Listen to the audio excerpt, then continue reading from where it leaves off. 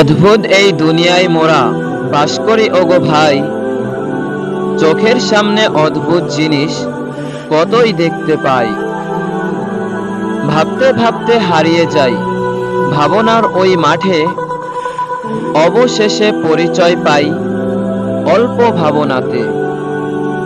সাপে কামড়ালে মানুষ মরে, বিষাক্ত যদি হয়।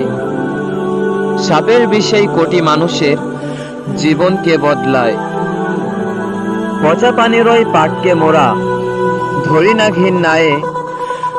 পচা পানির ওই পাট চলে যায় দামি মানুষের গায়ে। কেঁচো কুচ্চা পোকা মাকড় গোবরেও যদি হয়, তা থেকেও কোটি টাকার ঔষধ তৈরি হয়।